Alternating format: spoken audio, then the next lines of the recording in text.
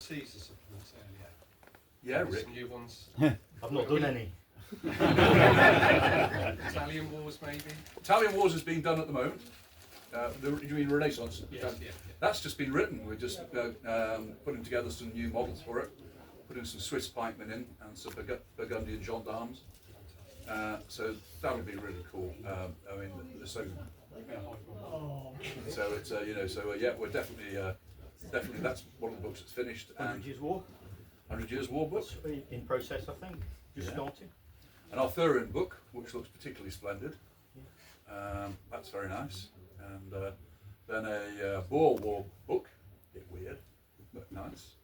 And then Crimean book as well. They've got a schedule in mind, kind of a release. They're all up there. Those are the ones that if I can remember them, they're coming out within 7 months.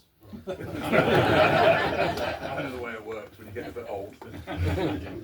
but lots more eventually. Oh, there's a samurai one as well. Samurai one, which doesn't float my boat, but so many people said, "Oh, fantastic!" That pike and shot. Yeah, that's right. Pike and shot. So that's going to be really good. So lots of books, which is just great.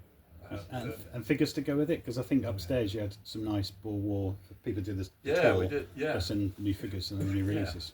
Yeah, I mean, Boer War is a niche of a niche, but it's what I wanted to write, so I did.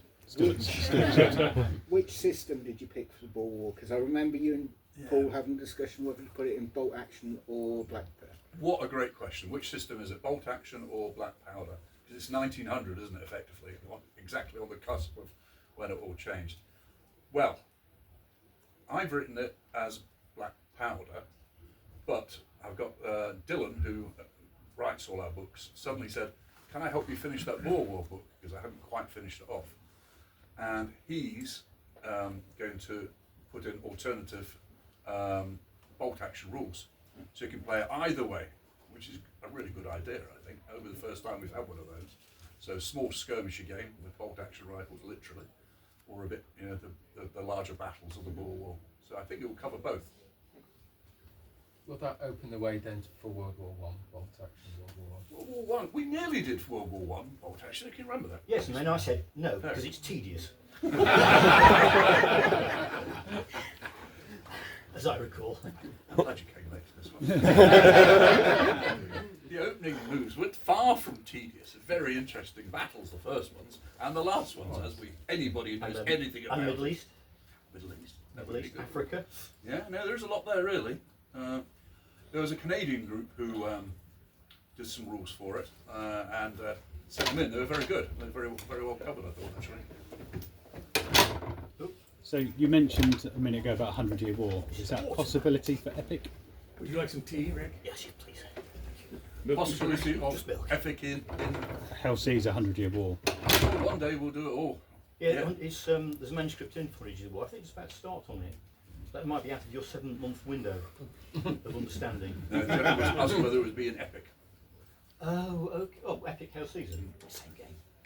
Same game, but smaller. Just new figures. So yeah, no, that'd be good to do. Gentlemen, there. What's your plans for the 2000 AD product? Are they... I don't know. If I'm honest, that was Paul's speciality.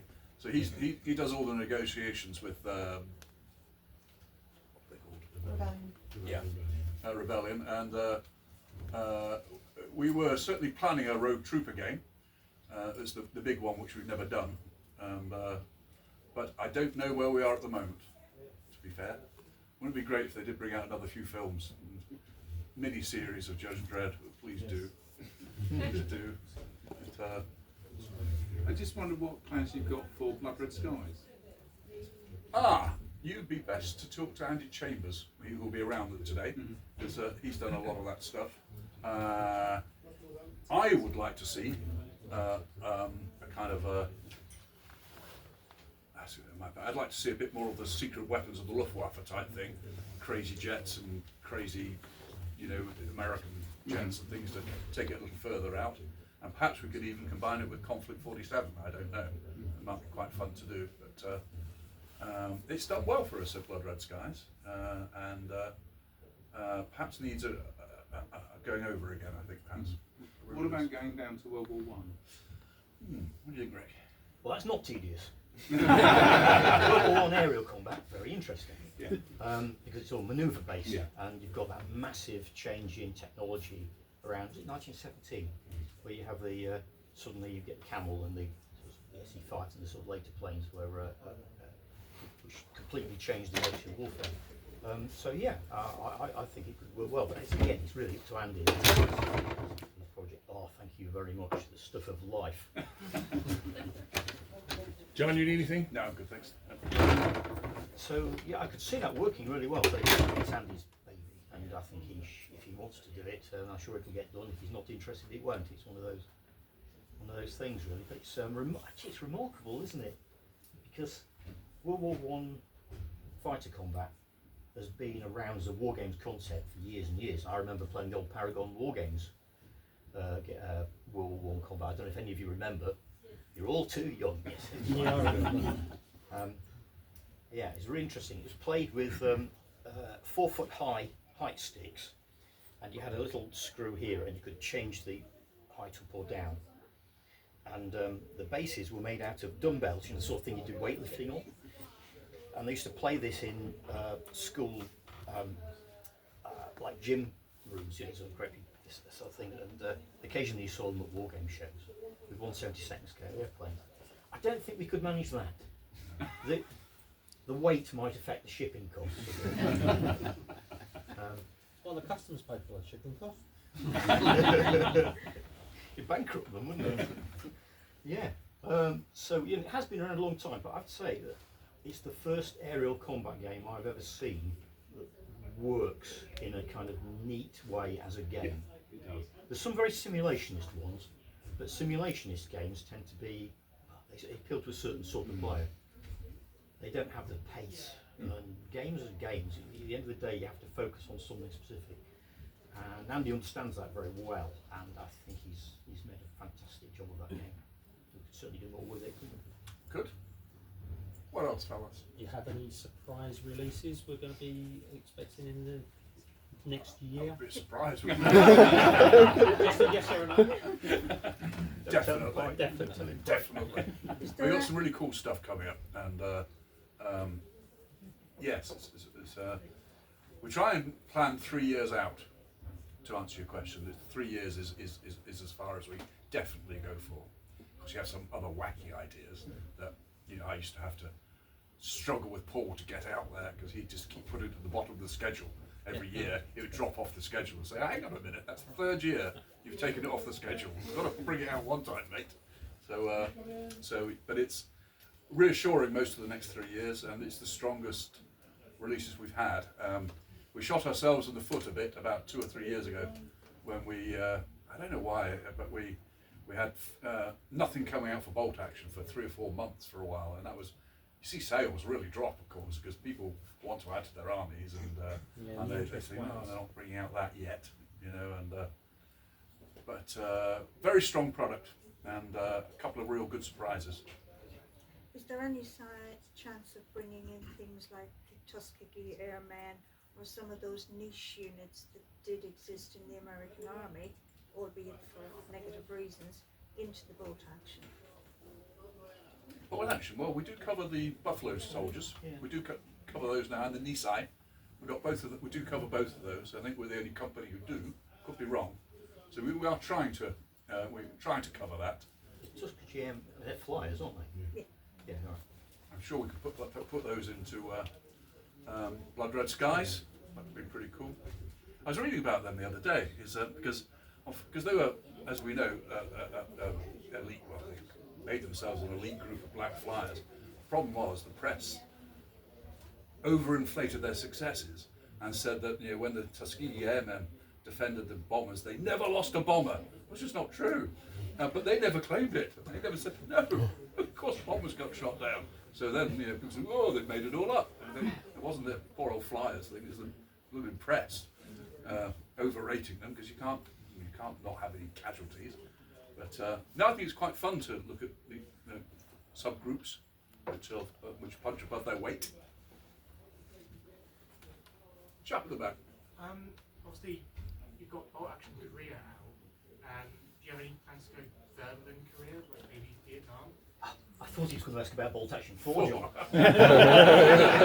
That's 3 years away. How did he guess? You'll do Vietnam? Well, I don't know what plans we've got for Bolt Action, or indeed anything, because they keep all these things from me. But I could see Bolt Action working. It's not a war I have much enthusiasm for, because I remember it being on the news when I was a teenager, and it's a bit close to the wire for me. And I generally feel that about post-war conflicts. But you're a bit more liberal about these things. I am a bit. I think I say that most of us have got a book in us, and I'd like somebody to write a modern book. By modern, I mean post-career. That's obviously it's not really very modern, but post-career supplement would be great, or a rule book, and then there may be 4 or 5 different books from there. Indo-Pakistani War, Iraq, Iran, whatever it might be, NATO, Fulda Gap type stuff. All the Middle East wars. You know, a lot of them. Independence, all that kind of thing. So yeah, I think a modern day one would be quite popular, and we just can't get round to doing them all at once. But certainly never say never. Is there outside of Warlord, is there any sort of game system or style of game that you look at and you think, I wish we'd done that? To Rick. Not really, because generally speaking, if I look at something and think that's a clever idea, I immediately nick it and write it down. So I can't think of anything off the top of my head. There are some clever things about a lot of modern games are card obsessed, because they're all driven or inspired by board game and card game mechanics, which is not where I come from. So I can see them and I can admire the way they work, but I don't particularly feel inspired. I wouldn't say I wish we'd done that. There's, as I say, there are some very clever things about. I quite like To the Strongest is a good, interesting example. That's all card driven. It's an ancient war game by, I think, Simon Miller. And then you guys play it? Yeah. Okay. Well, it's got quite, as you know, it's got quite a following, and I think it's because Simon's done a great job of promoting it and supporting it, and it plays very differently from something like Hail Caesar or any traditional war game. It's gridded, it's on gridded base, and it uses cards as kind of, they're not as resolution, they're more as kind of, they work a bit like a playing card game. So a combination of card or cards will give you certain advantages in certain situations, as I understand it. So that's quite clever. But I can't say as I think it would have. Warlord has a certain character, doesn't it, John? The character is Stallard. and if it's not something that would appeal to you, I don't think we tend to do it. No. They don't always do the ones I want. But they don't do the ones you don't want. No, that's true. They don't. Yeah, so I can't think of anything. Can you think of anything in the world out there that we should? I admire lots of it, but I don't envy any of it. Yeah, No, I admire it. I'll tell you what, it's a bit of a story in this one. It's, there was one time a day when we were at Games Workshop, we were doing projects with D'Agostini, which is Potworks. And I came up with this idea for doing World War I aerial combat, like we were talking about before, which would give you, every month you'd get an aeroplane to make or something like that, or a series of cards, and the cards would determine what manoeuvres you made with these aeroplanes. You'd lay the cards down and the manoeuvres would follow the cards. And I thought this was genius. I thought, yeah, I can see this working with Immelman turns and slips and all that sort of thing. Genius. Proposed it, the guys looked at me and they said, Rick, that's Wings of War. And I said, what? I've never heard of Wings of War. And they said, yeah, it's Wings of War, go and check it out. I checked it out, it was Wings of War. Bugger. So I have to say, yes, there's a game which I wish I'd invented, because I sort of... In your sleep, you in my sleep, I invented it. Could you mind closing the door? It's just I can hear the receptionist chatting away, doing their best. But just, if it's irritating me slightly, it must be very irritating you at the back. So, thanks, fellas. Well, this is great. Rick's warming up now. He's had his half cup of tea. He's starting to get to the dangerous It's a bit weak, stage. actually. It's a bit weak. Americans can't make tea. Americans can't make tea. You Probably microwave. Been in Boston for this one. Oh, yeah. Could do better. Could do better. Right, you got Rick here. Going back to bolt action version 3, was there or what was the design choice between doing Battle of the Bulge when you could have done Stalingrad and reintegrate or reinvented the Russians, which are quite dated at this point compared to the new scopes, when there's already a new American set and a new German set? Yeah, Rick. Yeah, I played well, so I'm with him. What you've got to do is the next person who comes through that door at 11 o'clock should be Alessio.